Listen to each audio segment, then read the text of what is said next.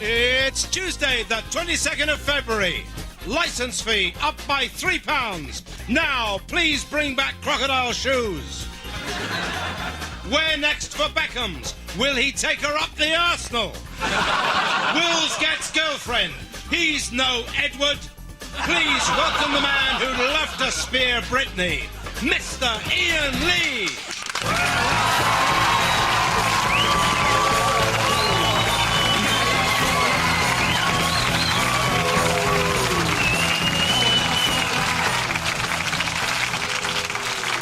Hello and welcome to the 11 o'clock show. Wouldn't it be great to be Prince William, huh? Think about it. Coming of age with the pick of 3 top blonde babes. Britney, Christina Aguilera and that triple-barrel posh bird. I can't even say it. Because on my 18th birthday, I only had 2 lovers to choose between. Left and right. I did both. I went skiing with 2 fellas. So who is Will's high society girl? Well, her name is Isabella Anstruta Goch Calthorpe. She's the palace favourite because all her hyphens are still intact. You can see why the millionaire heir to the throne is such a crumpet magnet. There aren't many 18-year-olds who can ask a girl, want to see my manservant, and not mean they're winky. So it's not all good news for Wills. His dad's organising his 18th birthday bash, and when Will's mates asked him to make sure he brought Charlie to the party, that isn't exactly what they meant. So what advice can we give Will on matters of the heart? Well, my advice to you, Your Royal Highness, is to go for Britney, Christina and the posh bird, because one day you're going to look like your dad. But enough of this royal rambling. Please welcome the girl who'd grace anyone's throne, Daisy Donovan.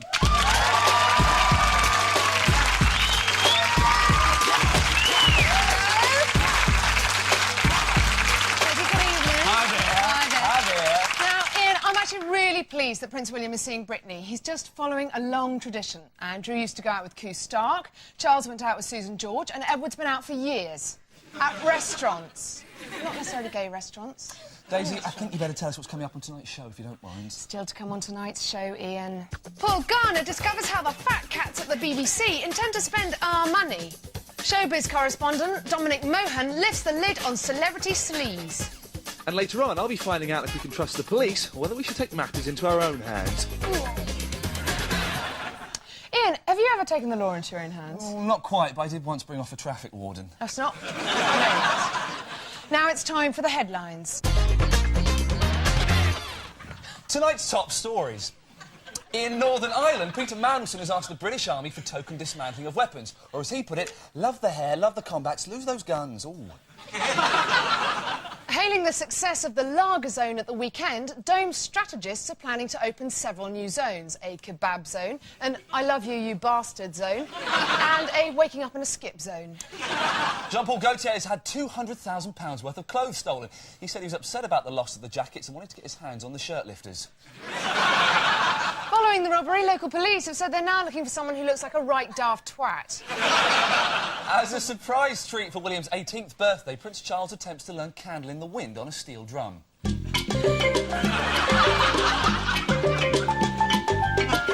And those are tonight's headlines.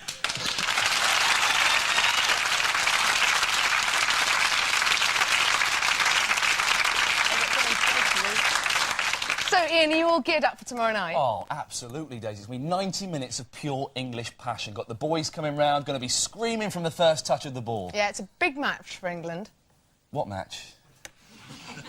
It's England-Argentina at Wembley. Oh, football. No, it's about something different. Here's Danny Boy with his pre-match analysis.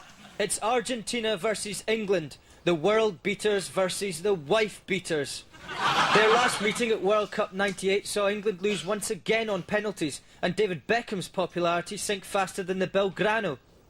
This time round, England manager Kevin Keegan must find a way of preventing David Beckham from becoming distracted by Posh Spice and her alluring see-through body. In the South American camp, the players have embarked on an intensive training programme, perfecting some classic Argentinian moves.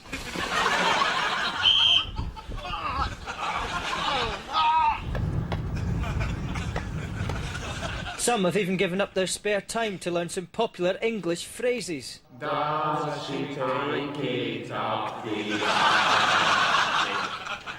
With Argentina currently experiencing a lull in creativity, they must wish they could call upon the services of heroes past.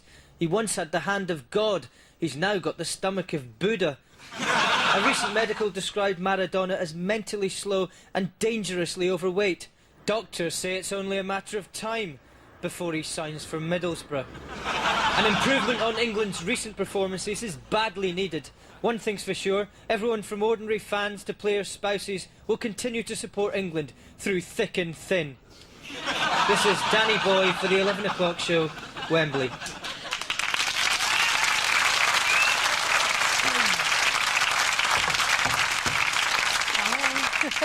David Beckham has everything: a beautiful wife, a wonderful child, looks, talent and the brain of a spoon.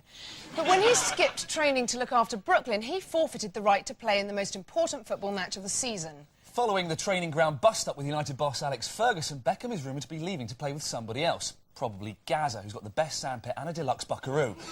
But what really happened at Old Trafford? Forget what the papers are saying. Here's the inside story, straight from the pages of David Beckham's diary. Thursday. Woke up, done my hair all boofy, ate breakfast with Victoria. I had 5 Weetabix, she had 3 sugar puffs, then she done coughing back up. There was a plastic Sol Campbell in the Weetabix, not a very good model. In real life, he isn't green and his legs are bigger and he looks like this. Friday. Up all night. Brooklyn done a poo in his Louis Vuitton Pampers and look all sick. Vicky gone to shop, so I stayed in. Called Mr Ferguson to say, I can't come, Mr Ferguson. He got cross and I was scared and I weed my sarong. And it looked like this.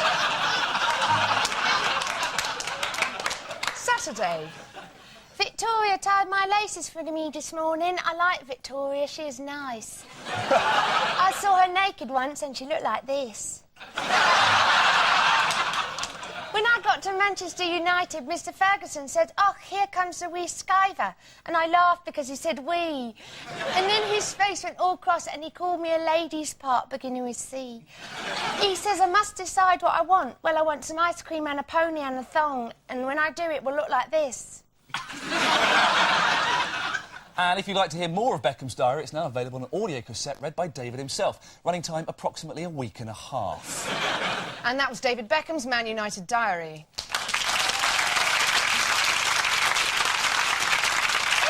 What? Another drink! I'm studying this day, and I tell you what, the world has gone mad. Our care homes are run by pedos, and our pedo homes are run by people who care.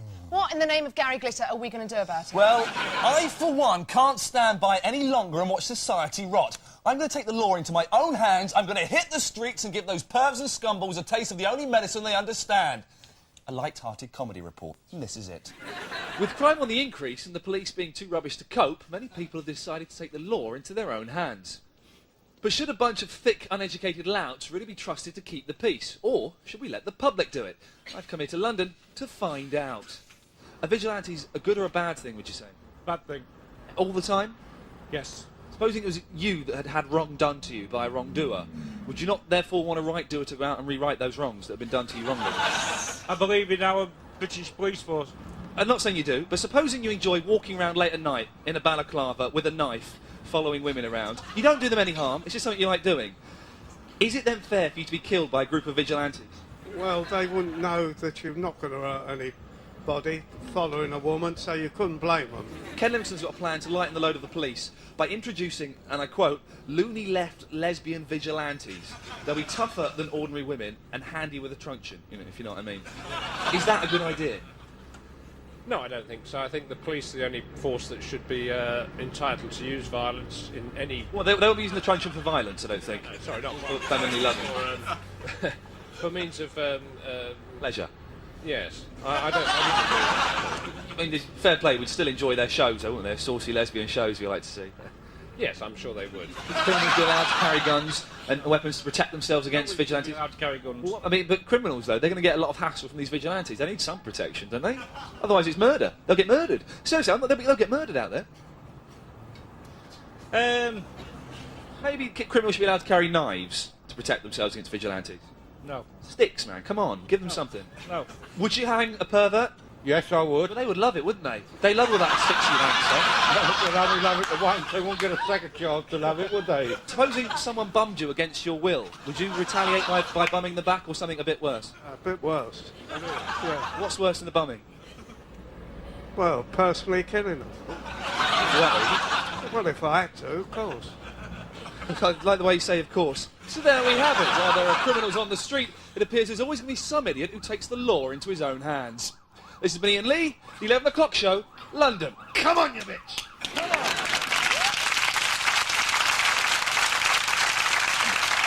Well, that's it for part 1. Coming up in part 2, tabloid gossip king Dominic Mohan spills his beans on Robbie, Leonardo and Brittany.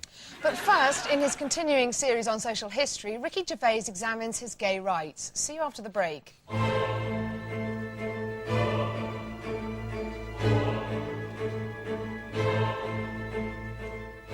Homo, faggot, queer. Just some of the derogatory terms we use to describe gay men. Bummer. There's another one, there are loads. Homosexuals have been persecuted for thousands of years. Against God, against nature, against the hand dryers in Baker Street toilets. That was 2 o'clock in the afternoon. In the 1960s, as pride in the gay community grew, acceptance was now the threat to the moral majority, and raids on bars where these chum boys hung out were frequent. Then, on June 28th, 1969, at the Stonewall Bar in Greenwich Village, police met with resistance. Enough is Enough by Donna Summer hadn't been released yet, but that's what they would have been dancing to, almost certainly. They probably thought the stripograms had arrived. Anyway, they had a right little hissy fit and they chased those rude policemen down the street. And now policemen never bother gay people, ever. Except that one that arrested George Michael. For wanking at him.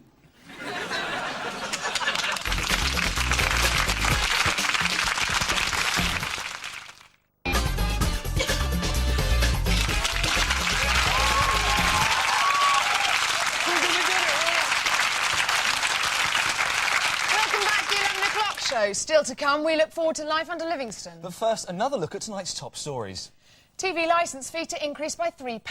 BBC announces rights to World Conquer Championships. Ken Livingstone loses election. Chinese doctor recommends Viagra. Thai hookers use poison on their breasts. 41 men die happy. And those were tonight's top stories.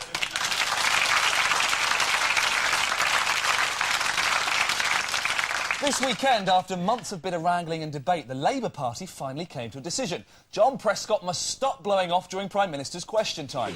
And while they're there, also decide to pick Frank Dobson for London Mayor or something. But with defeated Ken Livingstone threatening to stand as an independent, Labour spin doctors are doing their damnedest to spew out lies about what would become of London under Ken's control. We've got hold of 5 of these so-called Livingstone lies, so if you hear any of these, please ignore them. Lie number 1. As soon as he becomes mayor, Ken will introduce new bank holidays to commemorate the birthdays of Stalin, Chairman Mao, and call my bluff lady lover, Sandy Togsvik. Lie number 2. Ken will rename the capital Livingstongrad and will rule it with a Politburo made up entirely of fat Russian-speaking gay men. Lie number 3. To simulate queuing, Livingston will immediately close all of London's bread shops, except for one, Greg's the Baker's. Bread will cost a day's wages, be made from potatoes, and be served to you by Red Wedge superstar Billy Bragg. Lie number 4. As soon as he takes power, he would draft a new bill whereby everyone within the M25 must be very gay for 1 hour every day. This is to include visitors to Heathrow who'll be instructed upon arrival. And finally, lie number 5. Livingstone will take personal control of news programmes. Items critical of his regime will be replaced by shots of tractors. And London Tonight presenter Mary Nightingale will be replaced by a Soviet equivalent.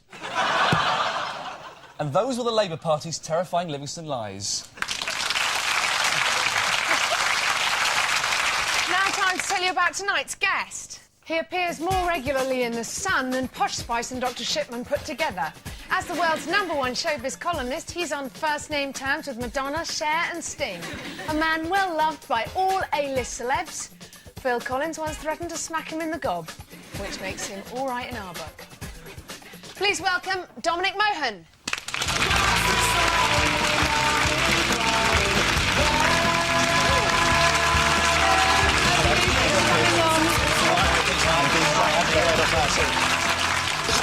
Nice to meet you. And to you too. Now, Dominic, you're Britain's king of gossip, so you know what's fact and what's fiction when it comes to the celebs, okay? Supposedly, yeah. And we'd like to ask you about some stories, and you tell us if they're true or false. Okay. In other words, we play our cleverly constructed game, Real or Rumour. Whoa. This is the flash title. Okay. Real or Rumour. Nicole Appleton and Leonardo DiCaprio disappeared into the toilets after the premiere of The Beach, and...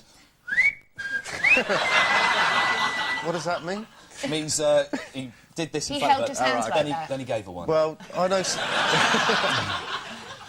They were at a party in a hotel afterwards, and the two of them definitely disappeared into a hotel room together, into a hotel toilet room together. I'll leave the rest up to people's imaginations, but they definitely disappeared for about half an hour, so...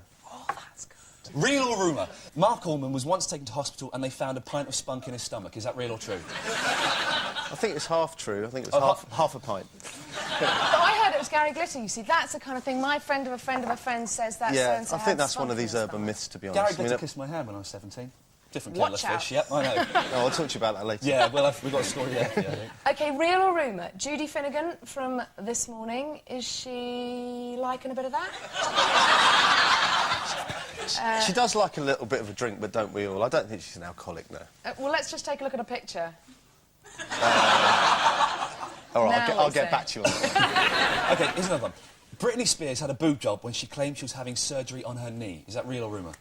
Well, she's always denied it, but it's very odd. She did go in for knee surgery and then, like, 2 weeks later came out with, like, 36 double D breasts, so it's got to be true. She has got massive jugs. She has. She claims they just grew very quickly, which is... They don't puberty move gone when she mad, isn't it? dances. I'm not thinking that she's... No, I think it's got to be right. What about Posh Spice? I don't know. No, don't think Posh Spice has.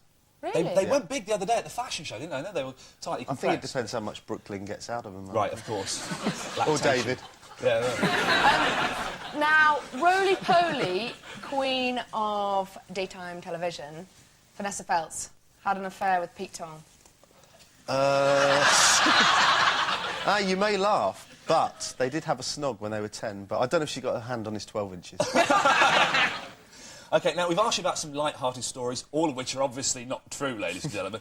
Naming no names, could you dish the dirt on some real celebrity indiscretions? I want filth now, Dominic, filth. There's another very famous male singer who had a threesome with 2 members of a famous girl band. Very recently as well. Right. And he's married as well. A male They're not singer. not- A married male singer? Yeah. OK, and would we all know him? Oh, yeah, absolutely. OK. Yeah. Many number ones. What is the man's... Is this man married now? Yeah, he is married. What does his wife think about... Not happy. She's not happy? Bumped into them recently and had a bit of a slanging match with them. Oh, really? Oh, the 3 girls? Yeah. And The is two his gi- wife famous? Yeah, his wife's famous as well. Oh, but so it was a 3-girl fight, so it was the 2 girls against the wife? Yes. The 2 girls that know each other, do they know each other really well? Yeah, extremely well. What about the next story? The next story This is my favourite. The next story is the worst one. The next story is the wife of a very famous entertainer was photographed having sex with the family's Alsatian. Now, this is true, is it? This is absolutely true. This is yeah. absolutely true. How do you know it's absolutely true? Just let me check. Because I've seen the photo. You've not brought them with you, have you? I'll show you later. Right, OK, so... I've got them at home in the album, actually. So this is the wife of a famous entertainer having sex with an Alsatian. When was this man famous? Oh, in the 80s. I mean, is his wife famous as well? Would we know who she Only was? famous through him, really. All right. The Alsatian's not particularly well known. Ladies and gentlemen, Dominic Mohan.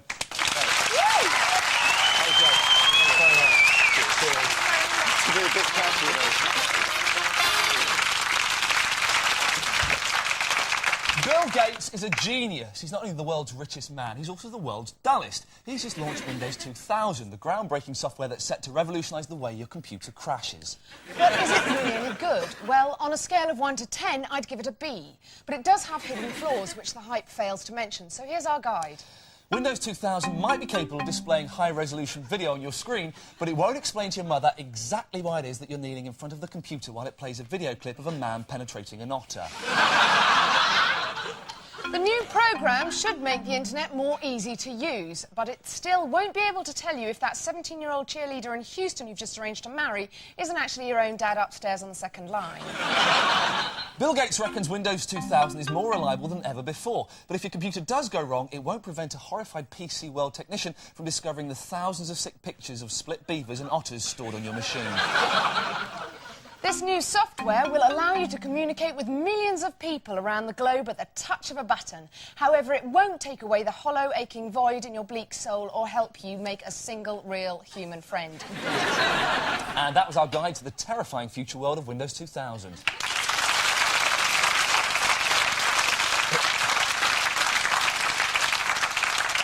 The government has decided to give the go-ahead for a £3 rise in the licence fee to fund the BBC's expansion into digital TV. To find out more, here's Paul Garner with his report. Culture Club Secretary Chris Smith yesterday announced the government's plan to raise the TV licence fee by just £3 a year. Disappointed BBC bosses had wanted an extra £700 million a year, £100 million to fund new digital channels and £600 million to keep Vanessa Feltz in Prozac and pizzas. The corporation now faces the prospect of making savings of £1.1 billion over the next 7 years. Today there was further embarrassment for the BBC when a leaked document revealed proposed details of cost-cutting measures. First to go will be the BBC's first-class quality sports coverage, which is bad news for the millions of viewers hooked on table tennis, bowls and the world's strongest man. Children's BBC also faced cutbacks as it was announced that to save on running costs, the number of Blue Peter pets would have to be downsized. And there will be considerably less funding for the groundbreaking Channel Idents. With increased competition in the digital sector, Director General Greg Dyke has revealed plans of radical new programmes, which combine the mass appeal of broadcasters such as Sky with traditional BBC values. These include Grind Force. A lucky viewer gets the chance to have his garden revamped while polling Charlie Dimmock from various angles. And fuck me, it's Charlie Dimmock again. This 6-part fly-on-the-wall docusoap follows Charlie Dimmock's pendulous breasts while she changes rooms in Carol Smiley's home as Ainsley Harriott prepares a banquet in under 15 minutes on Jeremy Spake's arse. The BBC also plans to follow the technological lead set by Sky's sports service. EastEnders will be the first to benefit from the introduction of a player cam, which allows viewers to follow their favourite cast members even when they're off-screen. This is Paul Garner for the 11 o'clock show, outside BBC Television Centre. And for more on that story, go back live to Paul Garner in Shepherd's Bush. Paul, what are the latest developments at the BBC? Well, Ian, the latest is of the cutbacks that the BBC will have to implement to save money. Producers of the holiday programme will have to send their presenters to less exotic locations, although it will be difficult for them to find anywhere cheaper or nastier than the windswept northern shitholes that they normally send Angela Rippon to. The government are keen to point out that the increase will not affect the elderly, as all over 75s will receive free television licences. This does, however, mean that they will forfeit their right to complain about taste and decency issues, which is good news for viewers who enjoy foul language and gratuitous muff shots. Thanks a lot, Paul. Thanks, Ian. That's all from tonight's show.